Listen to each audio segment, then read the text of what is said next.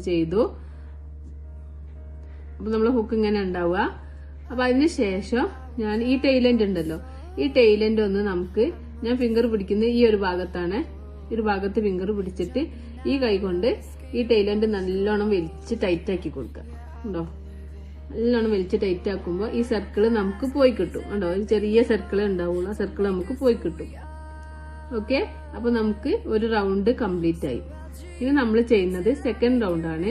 Second round നമ്മൾ ചെയ്യുന്നത് ഇവിടെ ഇങ്ങനെ നോക്കുമ്പോൾ നമുക്ക് ഫസ്റ്റ് ചെയ്ത ഈ ഒരു ചെയിൻ ഉണ്ടല്ലോ, ഈ ചെയിന് പോലെ കാണുന്നുണ്ടല്ലോ, അതാണ് നമ്മൾ ഒരു സിംഗിൾ ക്രോഷേ സ്റ്റിച്ച്. നമ്മൾ ഫസ്റ്റ് ചെയ്ത സിംഗിൾ ക്രോഷേ സ്റ്റിച്ചാണ്. അപ്പൊ അതിന്റെ ഈ 2 ലൂപ്പും, ഇത് ഫ്രണ്ട് ലൂപ്പും ഇത് ബാക്ക് ലൂപ്പും, ഈ 2 ലൂപ്പും വേണം നമ്മൾ യൂസ് ചെയ്തിട്ട് ചെയ്യാന്. ഈ ഫസ്റ്റ് സ്റ്റിച്ച് ഇപ്പൊ നമ്മൾ ഇവിടാണ് സ്റ്റിച്ച് നമ്മള് നീഡിൽ കിടക്കുന്നത്.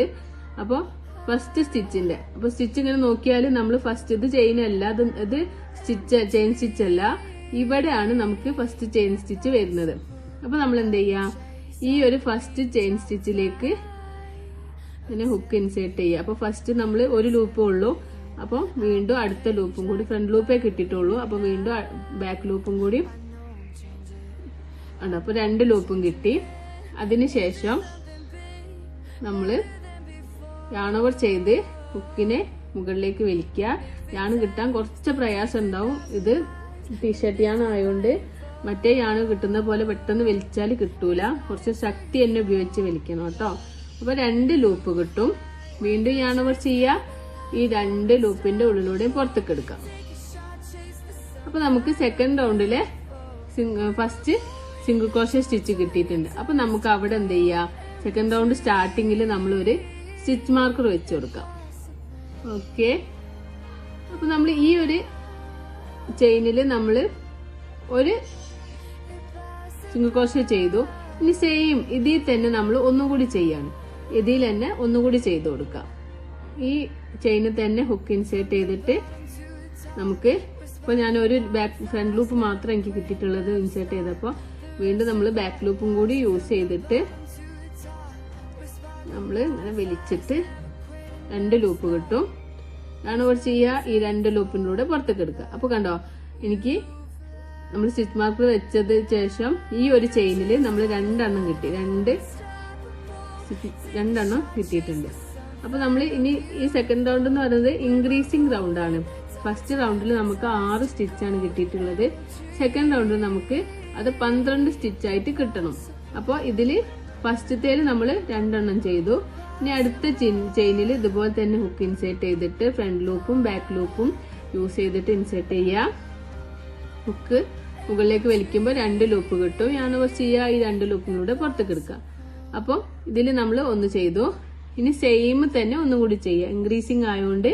ഇൻക്രീസിങ് സ്റ്റിച്ച് ആയതുകൊണ്ട് സെയിം തന്നെ ഒന്നും കൂടി ചെയ്യാം. അപ്പോൾ 2 എണ്ണമായി. അപ്പോൾ 2 ചെയിനില് ഇതിൽ 2 എണ്ണം ചെയ്തു, ഇതിൽ 2 എണ്ണം ചെയ്തു. അടുത്തതിലും ഇതുപോലെ തന്നെ 2 എണ്ണം ചെയ്യാം. 2 സിംഗിൾ ക്രോഷേ സ്റ്റിച്ച് ചെയ്യാം.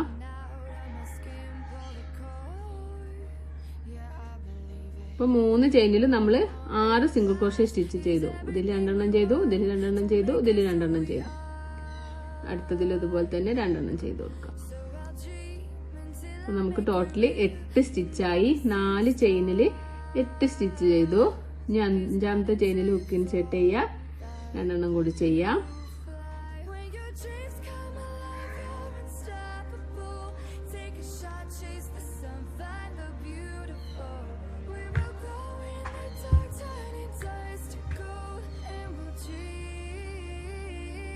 ഇനി നമ്മൾ ഇവിടെ സ്റ്റിച്ച് മാർക്കർ വെച്ചിട്ടില്ലേ, ഇതാണ് നമ്മൾ സ്റ്റിച്ച് മാർക്കർ വെച്ചിട്ടുള്ള സ്റ്റാർട്ടിങ് സ്റ്റിച്ച്. ഇതാ ഇവിടെ തൊട്ടിട്ടാണ് നമ്മൾ സെക്കൻഡ് റൗണ്ട് സ്റ്റാർട്ട് ചെയ്തിട്ടുള്ളത്. അപ്പൊ ഒരു സ്റ്റിച്ചും കൂടി നമുക്ക് ഇവിടെ ബാലൻസ് ഉണ്ട്. അതിലും നമ്മൾ 2 സിംഗിൾ ക്രോഷേ സ്റ്റിച്ച് ചെയ്ത് കൊടുക്കുക.